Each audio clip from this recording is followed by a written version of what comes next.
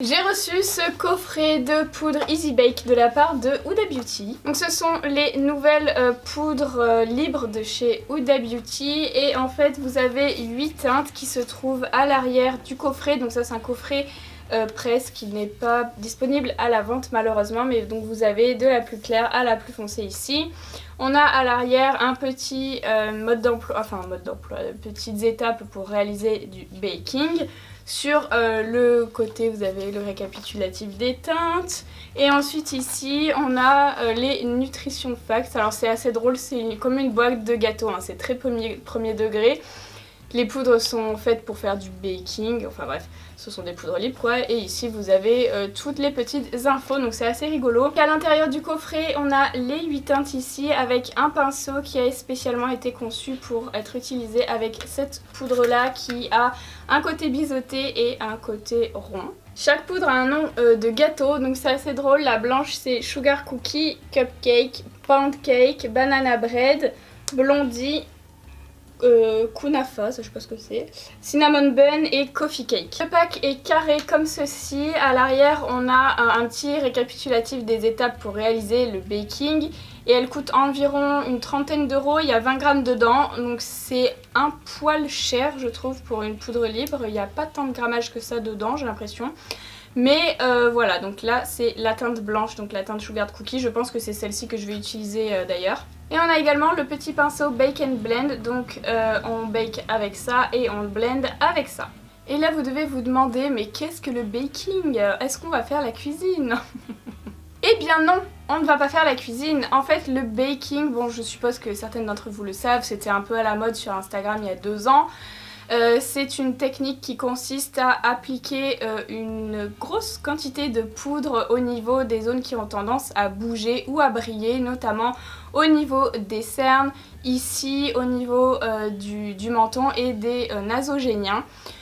Donc c'est une technique qui n'est pas du tout nouvelle, qui n'a pas du tout été inventée sur Instagram, même si ça a fait le buzz il y a 2 ans. C'est une technique qui est beaucoup utilisée dans le monde du spectacle et notamment dans le monde des drag queens.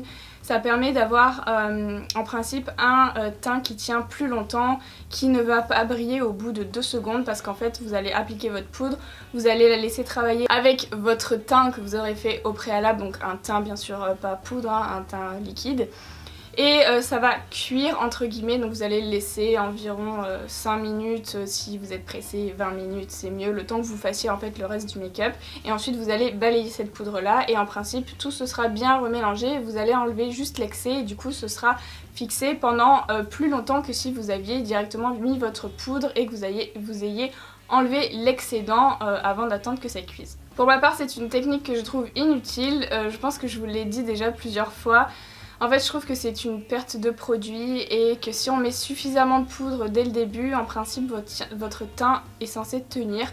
Après moi j'ai une peau qui a pas tendance à briller plus que ça, je brille mais j'ai pas la peau hyper grasse, donc peut-être que si vous avez la peau très grasse c'est une technique qui vous plaira. Cependant je vais quand même tester cette technique et cette poudre pour vous montrer comment on fait du baking si ça vous intéresse. Après moi c'est par rapport à ma peau à moi que je trouve pas ça hyper cool, notamment au niveau du cerne je trouve que ça plaque trop, même si j'aime bien les teints plâtrés, après peut-être c'est parce que je le fais pas bien, hein, je ne sais pas.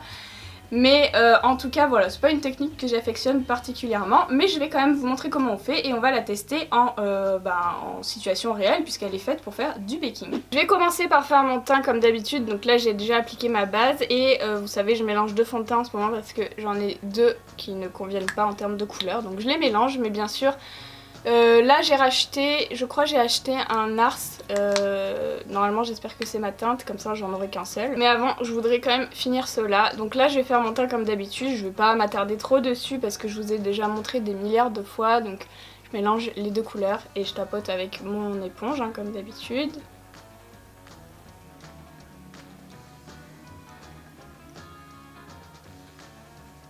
Ensuite je passe à mon anti-cerne, donc c'est comme d'habitude le Shape Tape de chez Tarte en teinte fer. D'ailleurs j'en ai plus beaucoup, j'en ai racheté là.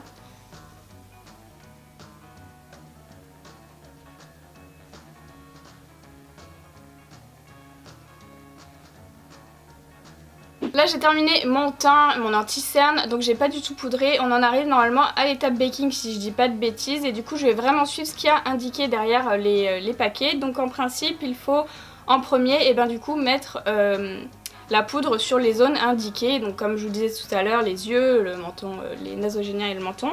Mais en revanche ce qui m'inquiète c'est qu'elle poudre rien d'autre que ça, ou alors est-ce que la poudre est déjà mise avant, ça j'en sais rien en fait.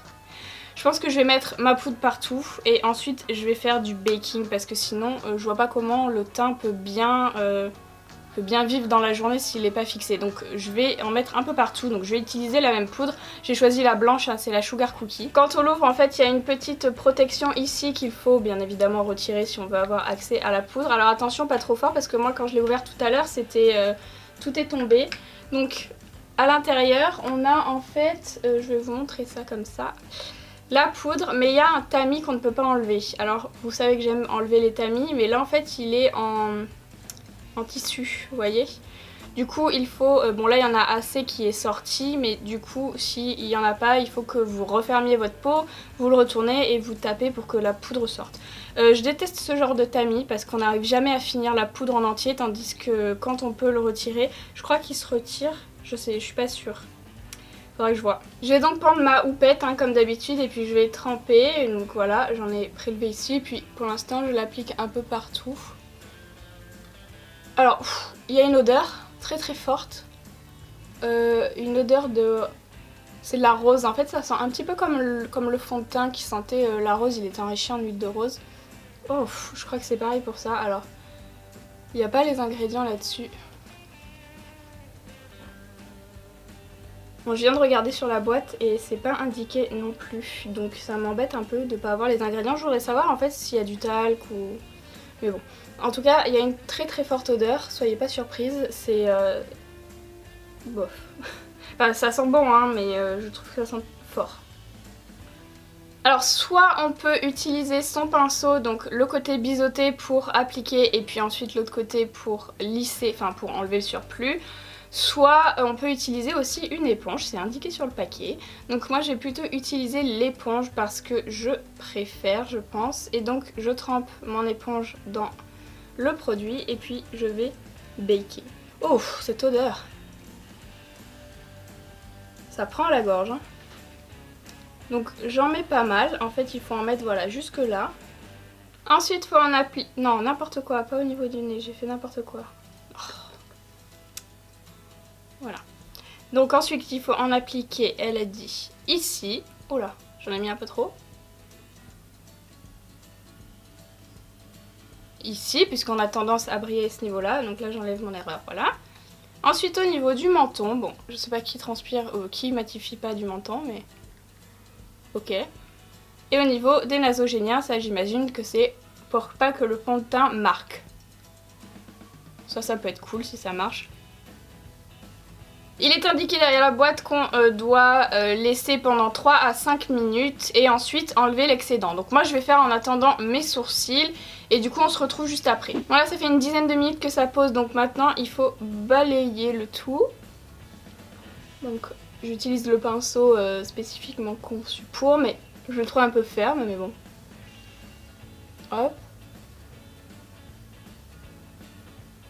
Oh, c'est vraiment très fort l'odeur, hein. Je suis désolée, je sais que je me répète, mais en fait ça me vient dans le nez là avec toutes les particules. Bon voilà, pour l'instant, oui, bon bah écoutez, je sais pas, j'ai rien à dire, la poudre s'est bien enlevée, je sens que c'est encore un petit peu poudreux, mais bon, j'ai pas l'impression que ce soit bien différent d'ici. On va voir ce que ça donne dans la journée et puis je vous ferai un petit récapitulatif à la fin de cette vidéo. Bon là ça fait environ 6 heures que j'ai le make-up. Ça n'a pas bougé, bon il fait extrêmement chaud donc je pense que c'est assez bien, donc vous voyez c'est quand même très mat et on voit pas trop de matière. Comme vous le voyez c'est resté bien mat toute la journée, après est-ce que c'est grâce au baking, je sais pas. Je sais pas vraiment si c'est une technique qui est vraiment nécessaire, j'ai l'impression qu'on perd plus de produits qu'autre chose. Si on met suffisamment de poudre, pour moi, de base, le teint est censé bien tenir. Sauf si vous avez peut-être une peau très très grasse, écoutez, essayez, peut-être que ça marchera pour vous. En tout cas, pour mon type de peau, je pense pas que ce soit nécessaire. Cependant, ça reste une très bonne poudre libre, elle a bien matifié, elle est assez fine, elle existe en blanc, je suis très contente. Et le seul bémol, c'est qu'elle sent pas très bon, et le packaging, j'aime pas trop le tamis. Parce que moi j'ai besoin de prendre beaucoup de poudre et je préfère quand je peux enlever le tamis. Bon après je peux le découper parce que c'est du tissu, hein, c'est pas très très grave.